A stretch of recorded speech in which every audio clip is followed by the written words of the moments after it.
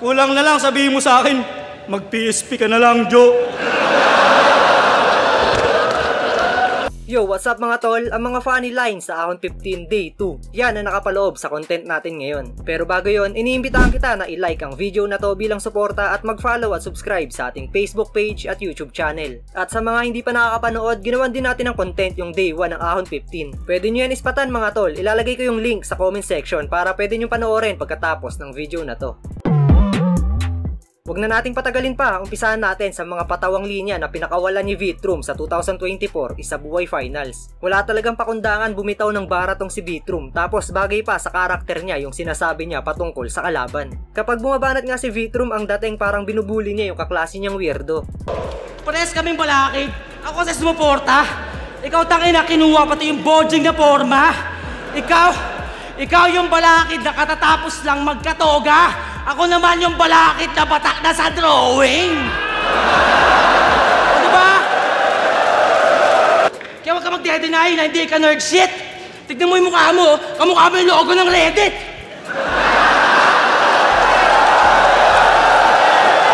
Kaya huwag ka maangas masyado kung nerdo kang tao. Malamang buong buhay mo, never ka pa nagsando. Oh, yung tulang sinulat mo, binasa ko ng konti. Taka ng libro mo, pre! Bible na mga torpe! Ito, isa rin sa pinaka-lap trip nung gabi na to ay nung bumitaw o rumatrat ng letrang R, si Harlem. Hindi talaga niya pinalagpas yung pagkakataon na to. Okay naman sana kaso naubusan pa rin ng letrang R si Harlem sa bandang dulo. Ilang years na akong bumabatel sa tinagal-tagal sa wakas. Halos lagpas isang dekada. Ngayon dumating din ang inaantay ko at last. Kaya mortal sin para sa akin, ang palagpasin ko ang chance na ako naman ang babanat sa kalaban ko ng bulol sa R-Bars Ahon Game!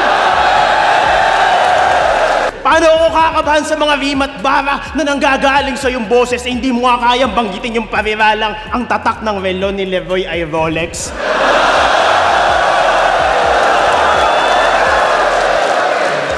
Relo? Rolex? O, time! Di ka marunong gumamit ng radyo, ruler, o kahit moisturizer. Believe it. Huwag kayong pupunta sa gym kung saan to nagtatrabaho. Wala silang alam gawin, kundi manloko at manggancho. Yung rules and regulation nila doon, hindi pang tao. Pagkalahati lang yung bayad, kalahati lang yung macho. Syempre kapag usapang jokes, hindi pwedeng mawala dito si kuya mo Jojo. Kapag ito talaga yung nasa entablado, palaging sulit yung ticket sa kakatawa. Parang ang saya-saya lang niya habang dinudurog niya yung kalaban niyang MC. Pag-usapan naman natin yung nilabas ng flip-top na article tungkol sa battle natin. Pag sa akin, komedya lang.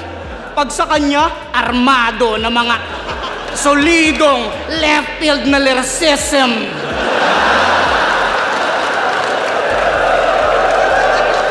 Boss, hindi halatang meron kang favoritism. Ba't naman ganon? Para namang ang labo. Kulang na lang sabihin mo sa akin, mag-PSP ka na lang, Joe. Yan ang napapala mo, kakakain ng siomay na pusa. Oo, sabi niya yung sa laban nila ni Emzite. Ano ba yung todo niya pang sinigaw? Kahit maging Persian kat kapag gagawin ka lang siomay sa Mindanao. Siomay?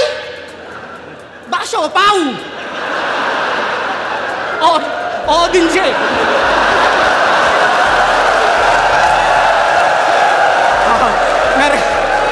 Na-realize nga, ang hirap sa'yo, ngayon mo pa na-realize. Yan, kakaganyan mo, munti ka nang di makasakay ng eroplano. Paano walang kaano-ano?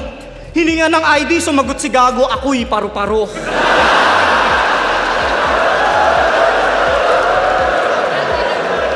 Unang lapag neto sa Maynila, inabot ng katakot-takot mga pare. Sumakay ng taxi nung sinisingil, binabayad niya kalapate.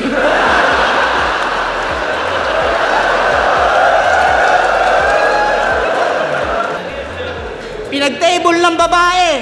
Si Utol kinabahan. First time niya raw magkaka-chicks na hindi putol yung katawan.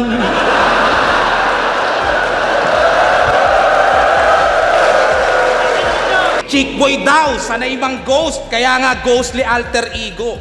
Pero yung kasamang chicks parang walang bigoting Master Pito. Sana all katulad mo. Sa mga bebot may importance. Wala akong paki kung pogi ka, bawing-bawi to sa performance. Kasi yung mga gantong itsura, bukod sa maliit ang tite, mukhang walang napapaligayang puday. Pero yung ganto, ay putang ina, sama mo pa yung tita mong kakauwi lang galing Dubai. Suwabe rin yung ipinakita dito ni Katana, kakaibang humor ng pagpapatawa. Magaling din siya mamili ng anggulo na gagamitin patungkol sa kalaban. Tapos nagagawa niya to maging pangdiin ng jokes. Hindi, putang ina kasi neto parang gago, walang magawa. Alam mo bang matagal na din akong rapper at ito na yung chance ko para meron sanang mapala. Yung hinahangad kong respeto sa akin sa kultura, puta agarang nawala. Napalitan ang mga picture natin ni Ninong Ray at Tulala. Ilang manok ang hinayaan mong mamatay kanina? Ilan ang hahayaan mo bukas? Tas Poseidon ka pa, puta Diyos ka, ba't yung galawan mo tol panghudas? Buhay ng aso mahalaga, pag buhay ng manok, ang boss ang tumutumbas. Tandaan mong ang mga ibon kahit di lumilipad ay mahal ng Diyos, di kumuupas. Pero kung iiyak ka pa din, di mo mapigilan. Luhay patagong pinupunas, dulot ng di maiwasan na lungkot na sa puso mo bumubutas. Tumawag ka lang sa taas, siya ang tanging makalulunas. Ang mga isda kahit di lumalangoy ay mahal ng Diyos, di kumuupas. Lahat kayang gawin ng Diyos, di ba? Pues ngayon ka naman nanagot. Gagawin kitang bulate tol, tas tatabihan kita ng manok. Lahat. Handa akong isuli lahat ng kinita ko, mabalik ko lang si Juan Tamad. Bala ka dyan. Para kang tanga. Magdadrugs kayo, tas malulungkot ka, tamang Pasok din sa listahan natin yung palitan nila Cygnus at Atoms kontra kina Casper at Espero para sa 2024 2x2 Finals. Classic din yung naging battle na to, kanya-kanyang labas ng mga lap trip na picture. Kasi sobrang haba ng leg mo! Ano yan? Palaging binabanat? Sa sobrang haba ng leg mo, mukha kang palaging may hinahanap!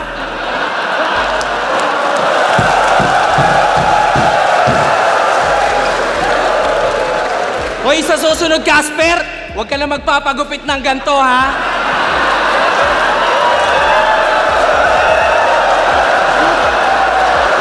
Putang ina! Burst wave pa ba to, ya?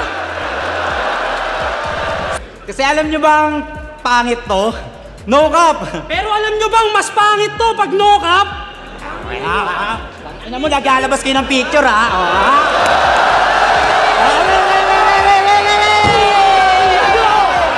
Labas ko yan! Ang liit lang din alam mong picture, dapat ganito!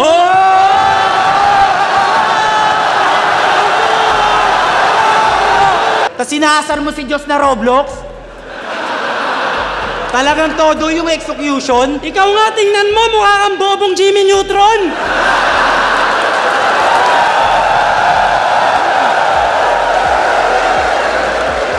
Tangin ng forehead yan, kasya 8 ulo!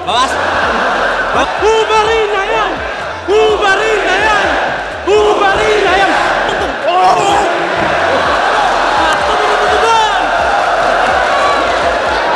Ayaw ba rin, ayaw ba rin?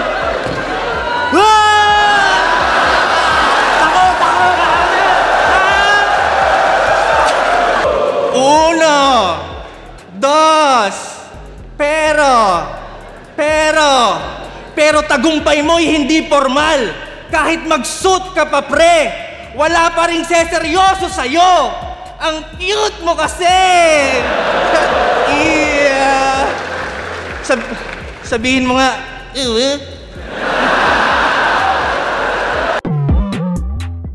At ayan nga ang mga funny lines sa Ahon 15 Day 2. Syempre kung may Day 1 at Day 2, abangan nyo rin yung content natin para sa Day 3 ng Ahon 15. At yun, hanggang dito na lang yung video natin mga tol. Pero kung kayo ang tatanungin kaninong linya ang pinaka lap trip para sa inyo, i-comment nyo na yan sa ibaba at babasahin natin lahat yan.